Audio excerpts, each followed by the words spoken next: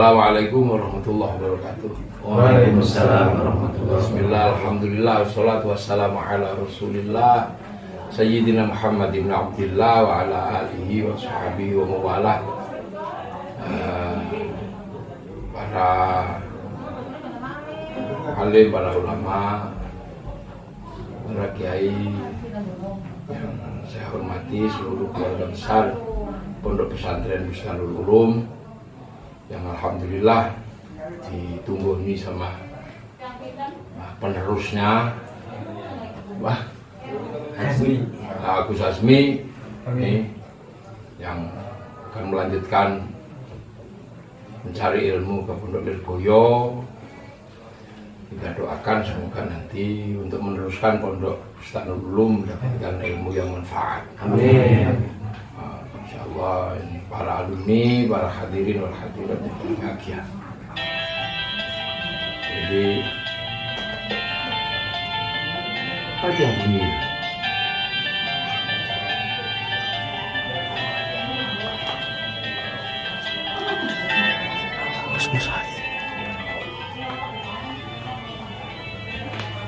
Maaf karena ada gangguan bunyi. Ini lah risikonya call virtual itu.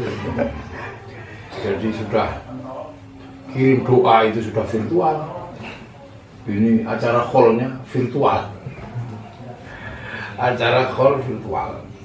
Tetapi semoga secara virtual seperti ini tetap bisa mengambil manfaat dari apa yang diharapkan dari call. Jadi ada satu kondisi di mana perjalanan kehidupan itu mengalami estafeta.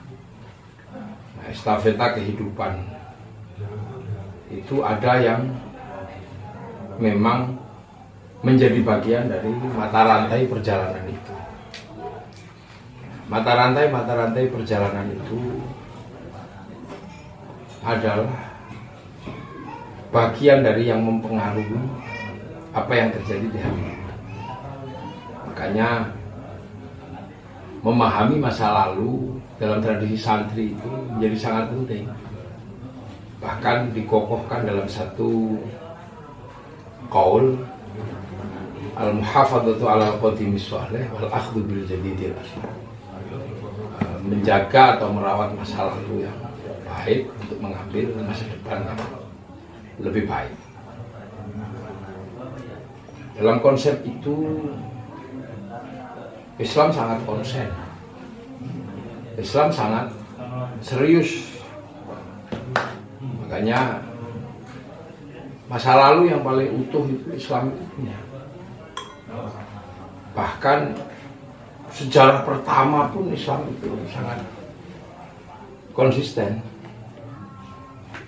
Misalnya hanya Islam yang punya sejarah awal kehidupan manusia. Bahkan bekas-bekas dan tanda-tanda kehidupan itu ada. Yang disebut inna awwala baitin wudi'a lin-nasi lalladzi bi Bakkah mubarakah. Kemudian jejak masa lalu yang terpelihara adalah jejak Nabi Ibrahim yang kemudian dikenal dengan nama Maqam Ibrahim. Jejak Nabi Ismail yang dikenal dengan Hijr Ismail. Jejak Siti Hajar yang dikenal dengan Sofa Marwah. Bahkan jejak terakhir, jejak pertama manusia ketemu namanya Sofa Marwah. Ini dijadikan satu rangkaian yang secara syar'i kemudian dikenal dengan ibadah haji. Dan kita tidak boleh melupakan itu yang dekat. Kalau bisa datang ibadah haji. Kalau tidak bisa, ya melakukan haji virtual. Haji virtual kan? Apa? Pada tanggal 9 dan tanggal 8 melakukan puasa Tarwiyah dan puasa Arafah. Itu adalah bagi yang tidak bisa pergi haji secara faktual, ya bisa lakukan secara virtual.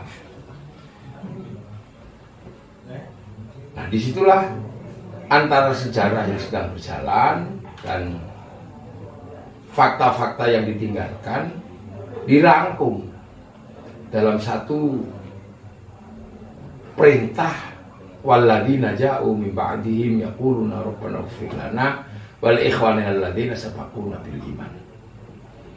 Yang datang belakangan ini mendoakan yang sudah lebih dulu yang bawa iman. Nah, konsep khol itu sebenarnya adalah mewujudkan apa yang diperintahkan walladzina ja'u min ba'dihim yaquluna rabbana ighfir lana wal ikhwanina alladzina sabaquna bil iman. Nah, sehingga kita bikin khol gitu lah. Di samping itu kewajiban seorang kepada para pendahulu itu ada yang beruntung, ada yang tidak beruntung. Yang beruntung apa? Yang beruntung adalah orang dahulu ketika meninggal, kita tahu meninggalnya sehingga bisa mensolati, bisa menguburkan. Nah, kalau yang kemudian datang setelah belakang, lebih belakang lagi yang tidak menemukan kapan meninggalnya, nggak ikut mandika, nggak ikut mengkubur, ini kehilangan cara untuk berbakti. Cucunya, buyutnya nggak bisa. Tapi dengan cara khol seperti ini, orang-orang yang datang belakangan, yang tidak pernah ketemu meninggalnya, jadi benar-benar walladzina ja'u min ba'dihim itu bisa ikut mendoakan karena ada cara mendoakan yang bersifat tahunan sampai kapanpun. Nah ini caranya orang NU, cara santri. Yang tidak semua kelompok mempunyai cara ini.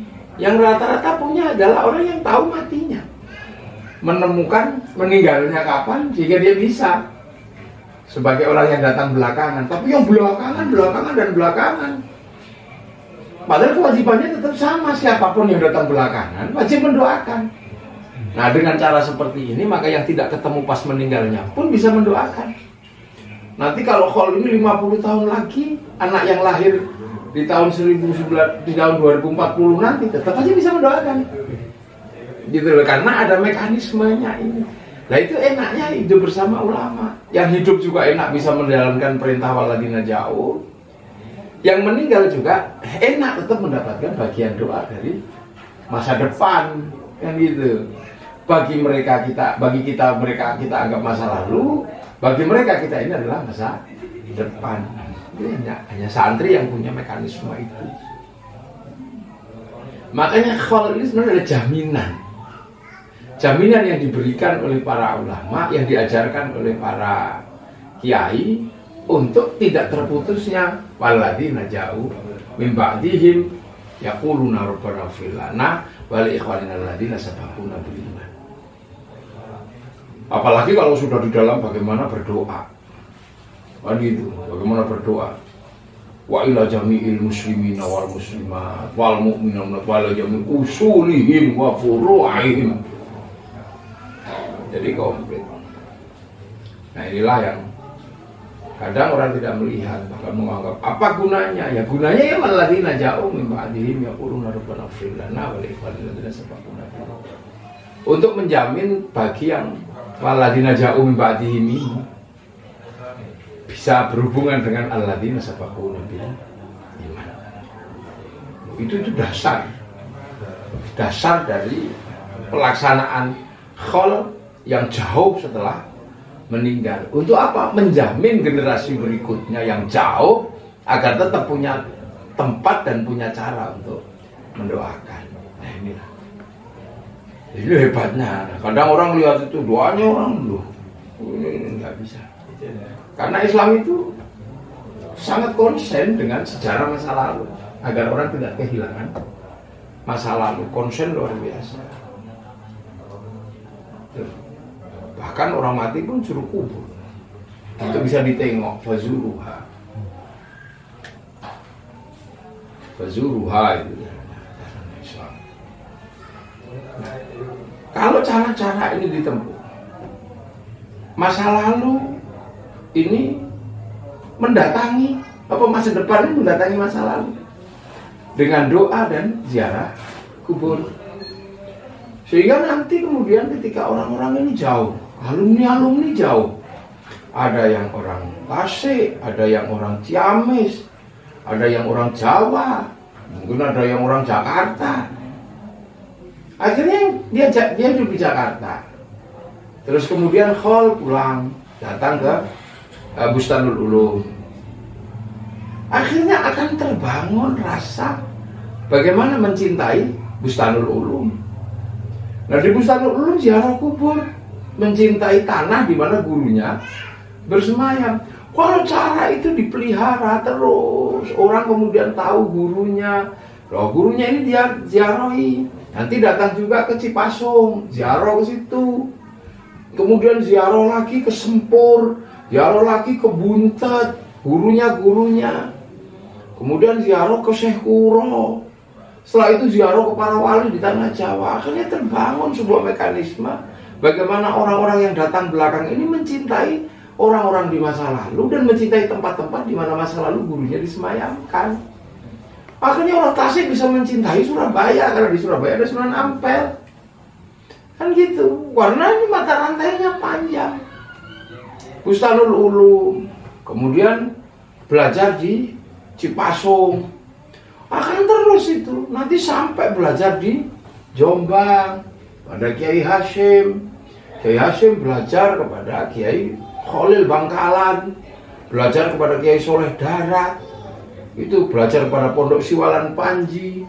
Terus kemudian belajar pada Kiai Asy'ari, bapaknya Kiai Asy'ari belajar pada Kiai Khairon di Purwodadi. Kalau ini diurut akan menghasilkan sebuah kondisi di mana tempat-tempat yang disemayami guru-guru kita akan mencintainya tempat-tempat itu secara jauh. Kan gitu. Nah, itulah yang akan terbangun bagaimana membangun cinta tanah air. Jadi konsep khol ini tidak bisa berdiri sendiri. Karena apa? Khol itu sesungguhnya adalah menghargai manusia yang memang dibikin Allah yang terbaik. Nah, manusia yang terbaik itu harus diingat-ingat. Makanya nggak ada khol sapi itu nggak ada. Karena sapi tidak masuk. Jadi kelakuan yang baik terhadap sesuatu yang baik itu jangan dinafikan. Manusia yang terbaik.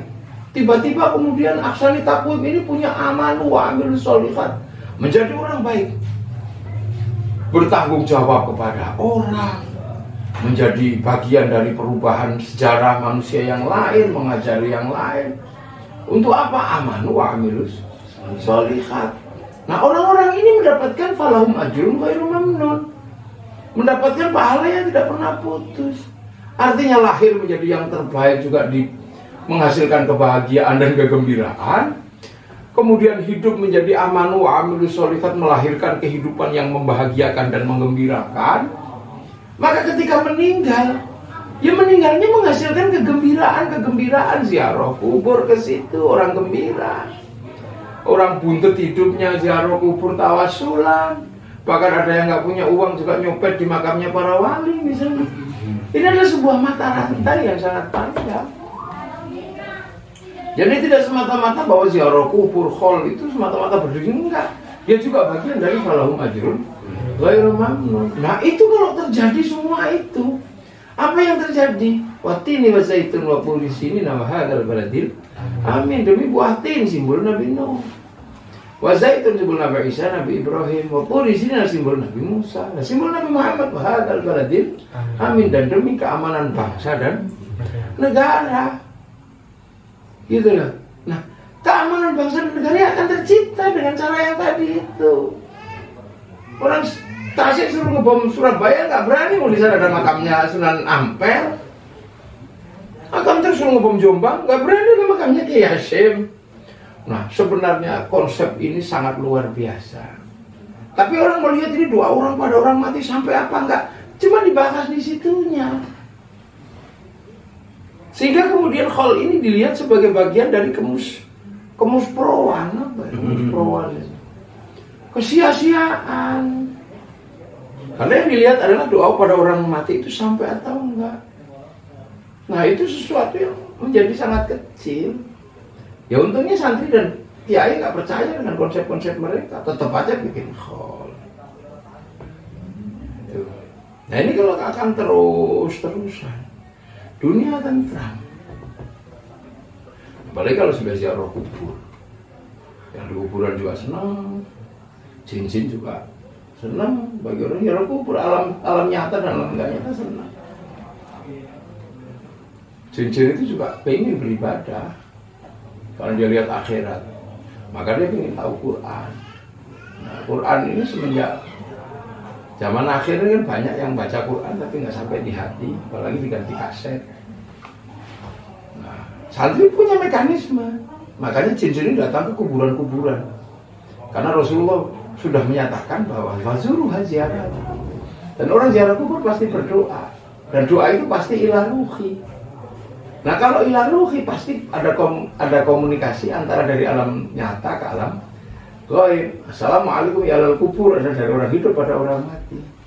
Nah makhluk-makhluk gaib itu senang berada di wilayah itu, karena akan bisa mendengar kiriman dari dunia nyata ke dunia gaib. Ila hadrati wa ila ruhi, makanya begitu al-fatihah jin itu dengerin, karena ada proses pengiriman dari alam nyata ke alam gaib.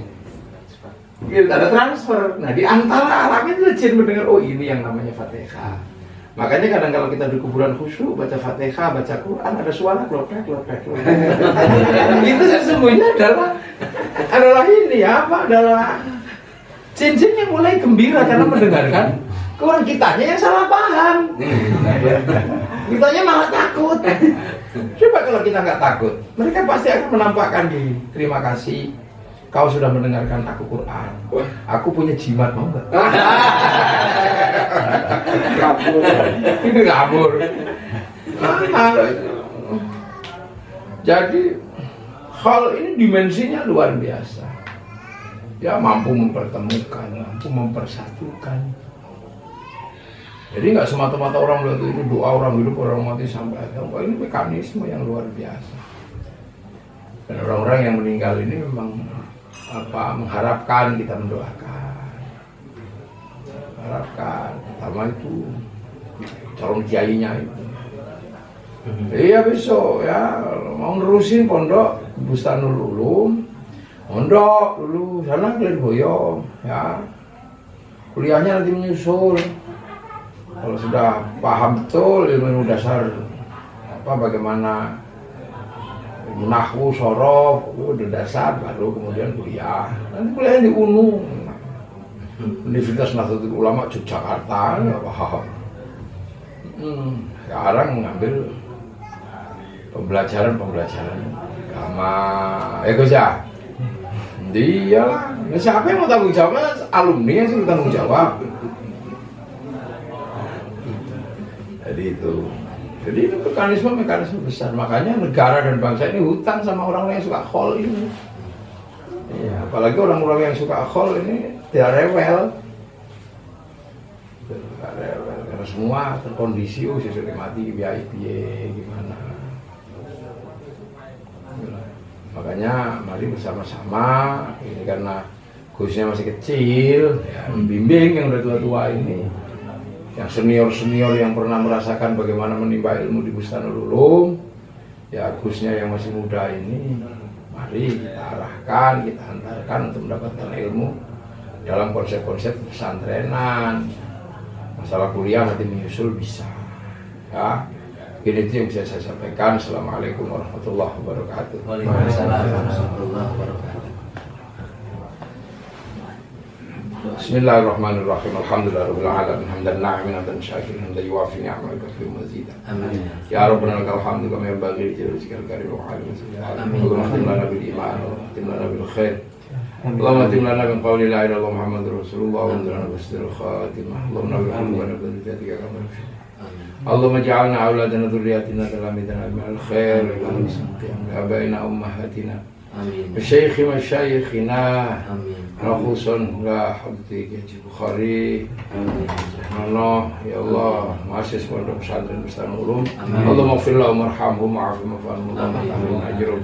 La taftina ba'da mawfina wa la mudhammatin qabla tabradil jinan Allahumma Amin. La ilaha illallah Muhammadur Rasulullah bi'atul asma'il nabi wa rabbika radiyatan mardiyah. Amin.